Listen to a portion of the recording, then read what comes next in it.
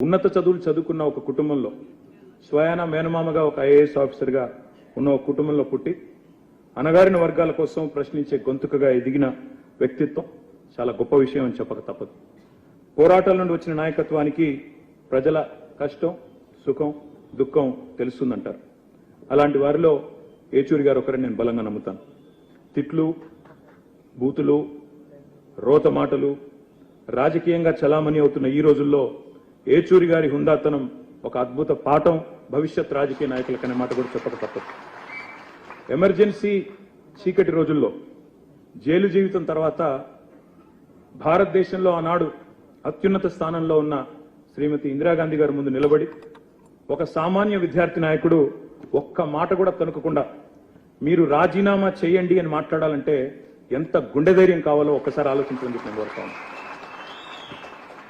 రాజ్యాంగాన్ని రాజకీయాల కోసం అపహాస్యం చేస్తున్న ఈ రోజుల్లో నిజంగా రాజ్యాంగాన్ని బలంగా నమ్మిన, త్రికరణ శుద్ధితో నమ్మిన వ్యక్తి సీతారాం ఏచూరి గారు.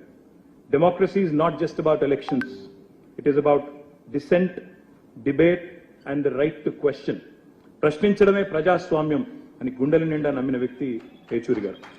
పదవులతోనే కీర్తి వస్తుంది అనుకునేవారు కొందరు ఉంటారు. కానీ పదవులు లేకున్నా ఐడియాలజీ, ప్రజా సమస్యల పట్ల అవగాహన, పనిచేయాలన్న తపన, నిత్యం ప్రజా సంక్షేమం కోసం పనిచేసే ఆలోచన, నిత్యం కొత్తది నేర్చుకోవాలి అనే ఒక అభిలాష ప్రజల మనసులో చిరస్థాయిగా, చిరంజీవిగా నిలబడేలా చేస్తుంది అనడానికి ఏచూరి గారి జీవితం ఒక ఉదాహరణగా నేను భావిస్తాను. మా పార్టీలు వేరు కావచ్చు, మా సిద్ధాంతాలు వేరు కావచ్చు.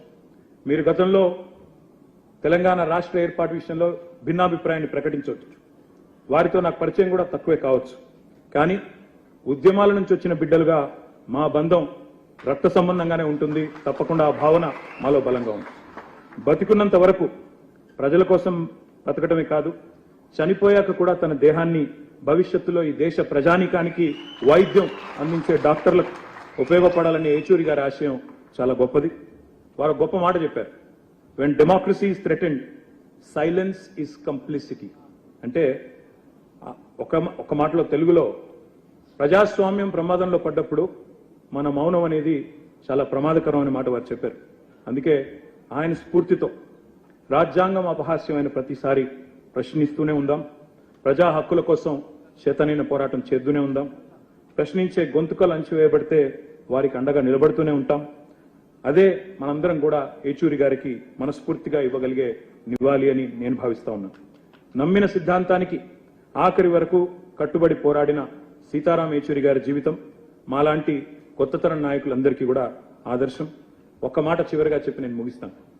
If I ever feel lost in the battle, I will look at Sitaram Yechury garu for inspiration. లాల్ సలాం కామ్రేడ్.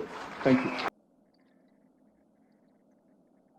సమయం, సందర్భం వచ్చినప్పుడు ప్రజాస్వామ్య పరిరక్షణలో భాగంగా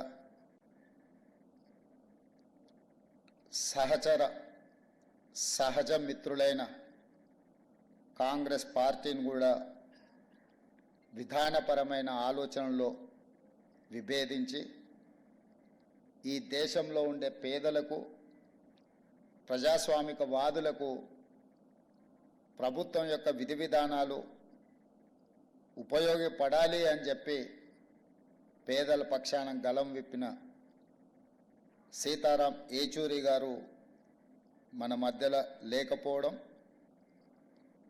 తీరని లోటు. కానీ వారి ఆలోచన విధానం, వారు విద్యార్థి దశ నుండి ఎస్ఎఫ్ఐ కార్యకర్త నుంచి సిపిఐఎం జాతీయ ప్రధాన కార్యదర్శి వరకు దశాబ్దాల కొద్దీ ప్రజా సమస్యల మీద, ప్రజాస్వామిక వేదికల మీద వారు మన యొక్క కీర్తిని, మన యొక్క గొప్పతనాన్ని ఈ ప్రపంచానికి సాటిండు అని చెప్పి నేను గర్వంగా చెప్పగలను.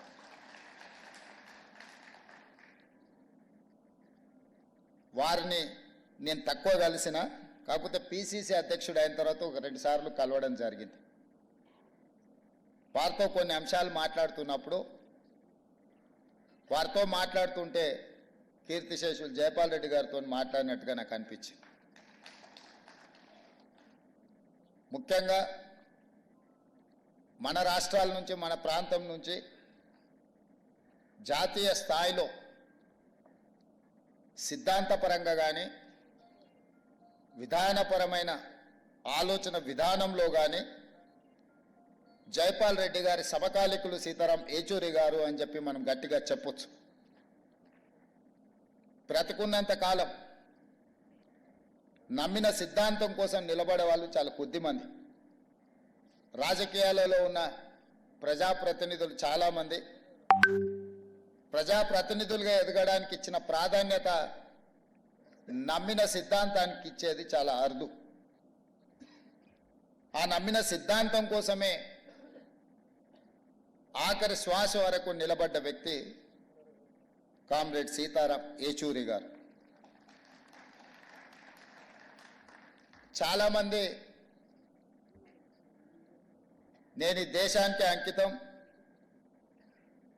నేను ఈ ప్రజలకే అంకితం అని ఉపన్యాసాలలో చెప్తుంటారు.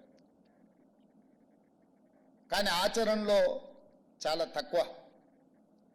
కానీ సీతారాం ఏచూరి గారు బ్రతికున్నంత కాలం ప్రజల పక్షాన నిలబడడమే కాదు, వారి మరణానంతరం కూడా వారి కుటుంబము, వారి పార్థివ దేహాన్ని ప్రజలకే ఇచ్చి ఇతరులకు వారు ఉపయోగపడాలనే విధంగా ఆదర్శంగా నిలబడ్డారు. అంటే నిజంగానే వారి దేశ పేద ప్రజలకు, ఈ దేశంలో అవసరం ఉన్న వాళ్ళ కోసం వారు అంకితమైనని చెప్పి మనం మాట్లాడుకోవచ్చు. ఈరోజు విలువలు, సిద్ధాంతాలు అంతరించిపోతున్న సందర్భంలో, చారిత్రాత్మకమైన సందర్భం, దేశం మీద భారతీయ జనతా పార్టీ లేదా భారతీయ జనతా పార్టీ లాంటి ఆలోచనలు ఉన్నవాళ్ళు అధికారం కోసం జమిలీ ఎన్నికల ముసుగులో ఈ దేశాన్ని కబలించాలనుకుంటున్నప్పుడు అత్యంత చారిత్రాత్మకమైన కీలకమైన సందర్భంలో సీతారాం ఏచూరి గారు లేకపోవడం ఈ దేశానికే తీరని నష్టము అని చెప్పి రాహుల్ గాంధీ గారు ఏ ఆలోచన, ఏ మాట అయితే చెప్పినరో నేను 100% ఏకీభవిస్తున్నా. రాహుల్ గాంధీ గారికి, గాంధీ కుటుంబానికి సీతారాం ఏచూరి గారితో చాలా సన్నిహిత సంబంధాలు ఉన్నాయి. రాహుల్ గాంధీ గారు సీతారాం ఏచూరి గారిని ఒక ఫ్రెండ్గా, గైడ్గా, ఫిలాసఫర్గా, ఒక సిద్ధాంతకర్తగా బాగా ఇష్టపడతాడు. వారు చనిపోయినప్పుడు అమెరికాలో ఉన్న రాహుల్ గాంధీ గారు ఈ అంశాన్ని వారే మనందరికీ చెప్పడం జరిగింది. ఈరోజు దేశ రాజకీయాలలో యునైటెడ్ ఫ్రంట్ ఏర్పాటు చేసినప్పుడు జైపాల్ రెడ్డి గారితో పాటు సీతారాం ఏచూరి గారు అత్యంత కీలకమైన పాత్ర పోషించి జాతీయ రాజకీయాలలో ప్రజల పక్షాన నిలబడాలన్న ఆలోచన చేసినప్పుడు వారు బాధ్యత